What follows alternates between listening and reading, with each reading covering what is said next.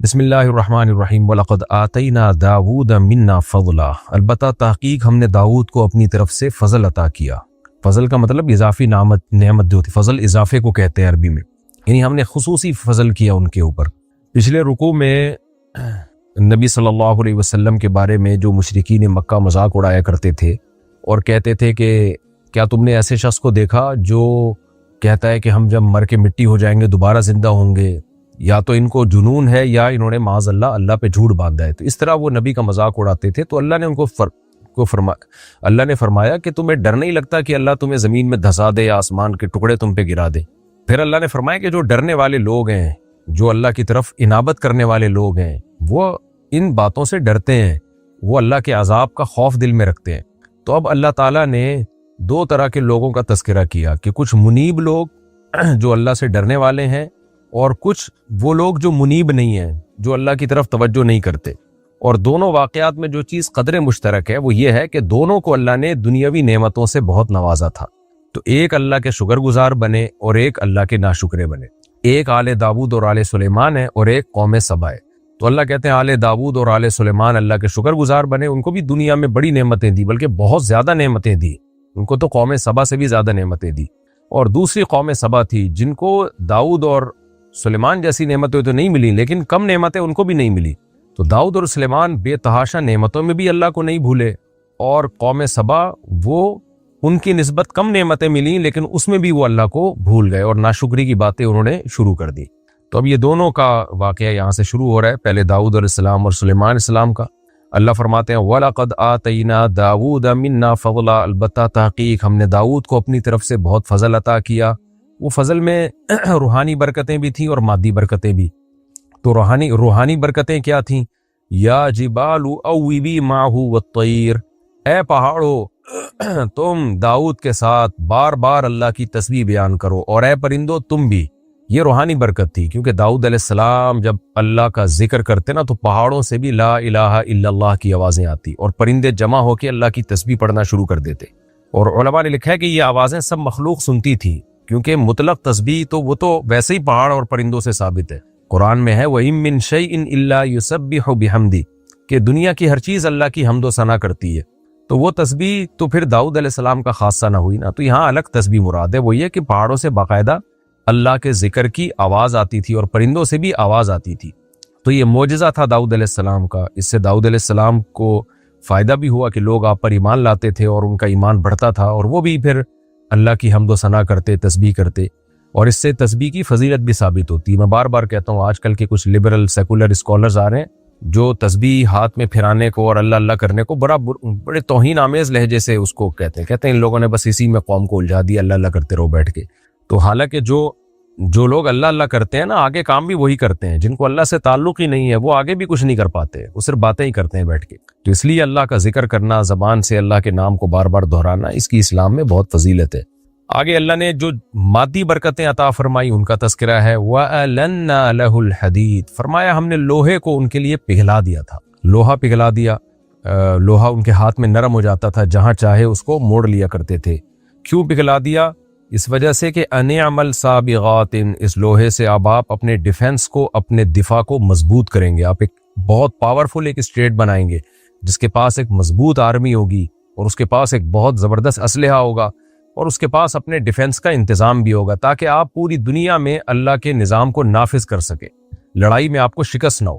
اَنِعْمَ السَّابِغَاتٍ، آپ زرہیں بنائیں، یعنی جنگی جو لباس ہوتا ہے۔ کہا جاتا ہے کہ جنگی لباس جو لوہے کا لباس پہنا جاتا ہے نا، آپ نے دیکھا ہوگا جو ہسٹوریکل موویز جن لوگوں نے دیکھی ہوئی ہیں کہ پہلے زمانے میں تلوار سے بچنے کے لیے کیسے بڑی بڑی جنگی لباس پہنے جاتے تھے، جنگی ٹوپیاں پہنی جاتی تھیں۔ خود غزوہ احد میں نبی صلی اللہ علیہ وسلم نے جنگی ٹوپی پہنی ہے، لوہے کی ٹوپی ہوتی تھی جو آپ کو تلوار اور تیر کے اور نیزے کے وار سے بچاتی تھی۔ تو کہا جاتا ہے کہ اس کے بانی داؤد علیہ السلام ہے۔ تو بڑی بڑی زرہیں بنائیں، وقدر فی السرد، اور جوڑنے میں ایک اندازہ سے کام لیں آپ، یعنی ایک مینجمنٹ کے تحت جوڑیں۔ دیکھیں کچھ چیزیں ایسی ہوتی ہیں جو واقعہ کا بظاہر اہم پہلو نہیں ہوتی، لیکن اللہ اس کو ہائی لائٹ کرتا ہے، اس میں کوئی نہ کوئی بڑا سبق چھپا ہوا ہوتا ہے۔ اتنا کہہ دینا کافی تھا کہ آپ زرہیں بنائیں، ظاہر ہے جب ہم زرہیں بنائیں گے، جنگی لباس پہنائیں گے تو ان کو سینہ بھی تو پرونا بھی تو پڑے گا نا، کڑیوں سے جوڑنا پڑے گا تاکہ موویبل ہوں، وہ آسانی سے آپ کی باڈی کے ساتھ ایڈجسٹ ہو جائیں۔ لیکن اللہ نے الگ سے اس کا تذکرہ کیا کہ اس کے جوڑ میں انداز، یعنی اندازے کا مطلب یہ نہیں کہ اندازے سے کام لیں جس کو اردو میں کہا جاتا ہے اندازہ، بلکہ قدر کا مطلب باقاعدہ مینجمنٹ ہونی چاہیے۔ تقدیر عربی میں مینجمنٹ کو کہتے ہیں۔ آڑی ترچھی کڑیاں نہیں ہونی چاہیے، ایک خاص اندازے کے تحت جو جس کے قد کے لحاظ سے جو زرہ بنائی جا رہی ہے تو اسی کے زرہ کے لحاظ سے وہ کڑیاں بہت ہی سوٹیبل ہونی چاہیے، کہ کتنی موٹی ہوں، کتنی ان کی لمبائی ہو، اور کتنی وہ کرو ہوں، اور کس دھاس سے بنائی جائیں وہ، اور کتنا ان کو فولڈ کیا جائے، اور ہر لحاظ سے، تاکہ بہت ہی آرام دہ لباس بن سکے۔ تو یہ اللہ کیوں بتا رہے ہیں؟ اس لیے کہ اللہ تعالیٰ کو ہر چیز میں مینجمنٹ پسند ہے۔ کوئی بھی کام جب آپ کریں تو ایکسیلنسی کے ساتھ کریں، اور جنگ میں ڈسپلن کی اور ایکسیلنسی کی فوج میں بہت زیادہ ضرورت ہوتی ہے۔ دنیا کی کامیاب فوجیں ہمیشہ ان میں ڈسپلن ہوتا ہے، ان کا ہر کام میں ایکوریسی ہوتی ہے۔ لیکن جہاں پینڈو پن ہوگا، جہاں کوئی ڈسپلن نہیں ہوگا، آڑا ترشا کام ہوگا، جیسے کہ آج ہمارے ہاں مسلمانوں میں ہو رہا ہے، تو فوج تو کسی حد تک اس بدنظمی سے بچی ہوئی ہے، لیکن جو عام ہمارے ملکوں کے حالات چل رہے ہیں وہ آپ دیکھ لیں، سب کے سامنے ہیں، تو اس سے قومیں ترقی سے رک جاتی ہیں۔ جاپان میں گیا تو میں نے وہاں دیکھا ان لوگوں میں کہ کس طرح ان لوگوں میں ڈسپلن ہے، اور جس چیز کو بھی وہ بناتے ہیں تو بہت ہی اس میں ایکوریسی پیدا کرنے کی کوشش کرتے ہیں، کام کو ٹرخاتے نہیں ہیں۔ تو اس آیت کا حاصل یہ ہوا کہ داؤد علیہ السلام سے اللہ کہہ رہے ہیں زرہیں بنائے ہیں، لیکن اس میں جان چھڑانے والی کیفیت نہیں ہونی چاہیے کہ آپ ایک جنگی لباس بنا رہے ہیں، آپ ایک اسلحہ بنا رہے ہیں، تو جان چھڑانے والا کام نہیں ہونا چاہیے جیسے کہ ہمارے ہاں ہوتا ہے۔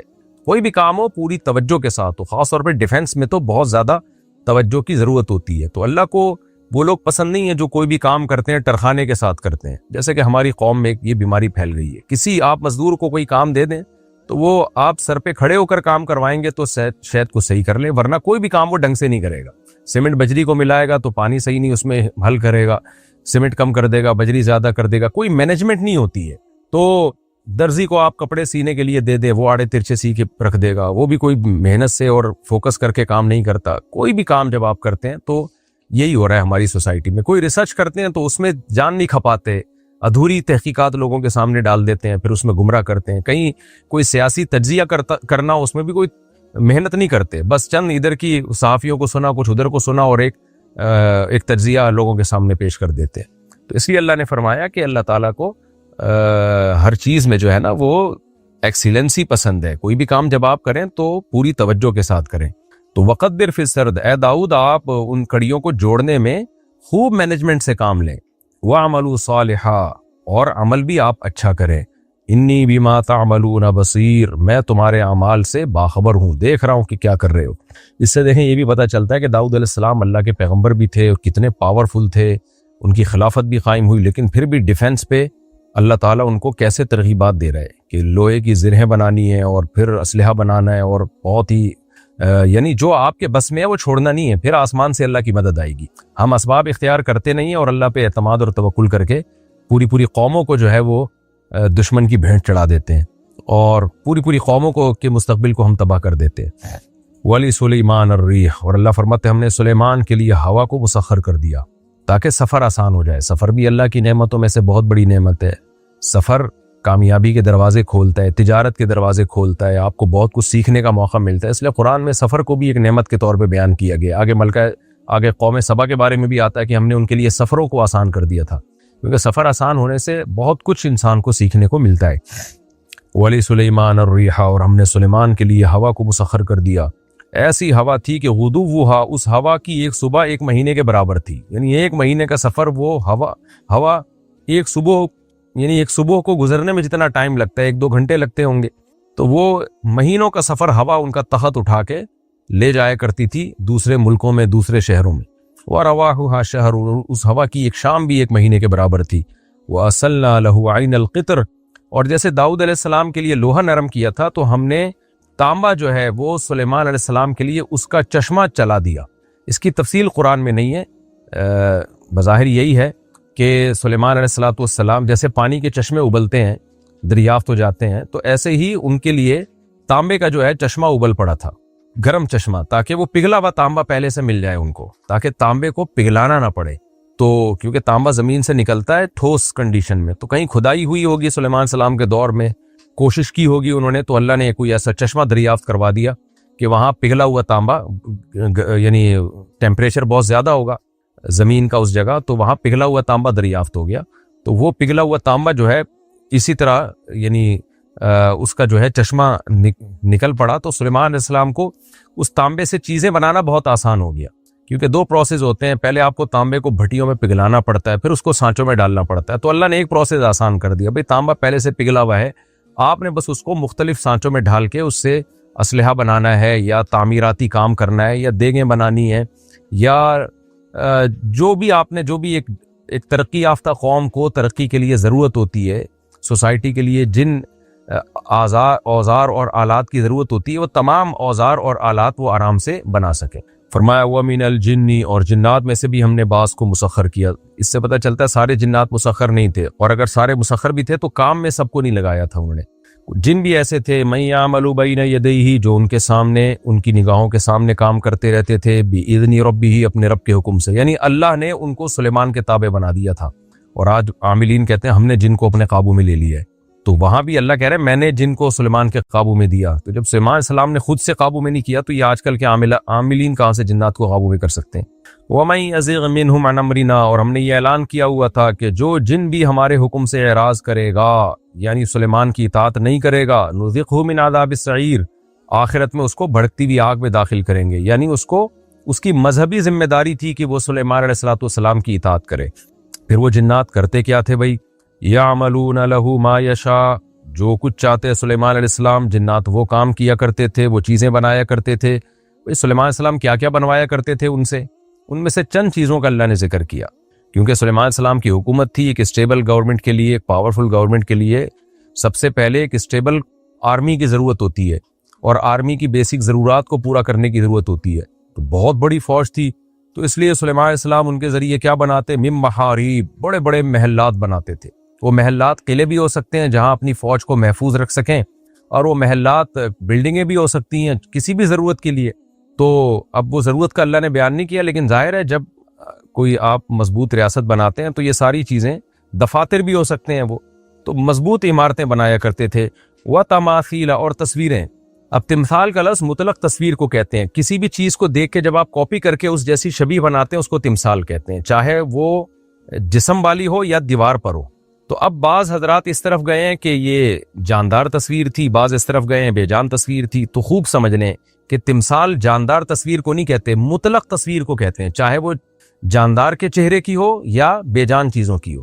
تو یہ جو بعض لوگوں نے اس سے استدلال کیا نا کہ تصویر سازی اسلام میں جائز ہے، یہ استدلال بالکل غلط ہے. اس لیے کہ تمثال کا اطلاق مطلق تصویر پر ہوتا ہے، تو اس میں جاندار کی تصویر بھی داخل ہو سکتی ہے، بے جان بھی. تو ہمیں حدیث سے پتہ چلتا ہے کہ تصویر حرام ہے. تو اس سے پتہ چلتا ہے کہ یہ تصویر، ظاہر سلیمان علیہ السلام حرام کام کیوں کریں گے. تو اس سے پتہ چلتا ہے کہ بے جان چیزوں کی تصویریں تھیں. اس کا مقصد کیا ہوتا تھا؟ کسی چیز میں خوبصورتی پیدا کرنا، حسن پیدا کرنا، یعنی زینت بھی اسلام میں جائز ہے نا. تو ایسی تصویریں بنایا کرتے تھے درختوں کی، اور مختلف یادگار کی طور پہ کوئی تصویریں ہوتی ہوں گی، وہ تصویریں بنایا کرتے تھے. اس میں کیا حکمت تھی قرآن نے بیان نہیں کیا. زینت بھی مقصود ہو سکتی ہے، جب آپ پینٹنگ کرتے ہیں تو اس سے دیواروں میں، پردوں میں ایک زینت پیدا ہو جاتی ہے. تو کوئی بھی تصویریں تھیں وہ بہرحال بنایا کرتے تھے. اور بعض علماء اس کے قائل ہیں کہ بھئی ہو سکتا ہے یہ جاندار کی تصویریں، اور ہو سکتا ہے اس وقت اس امت میں تصویر سازی حرام نہ ہو، ہماری امت میں تصویر سازی کو حرام قرار دیا.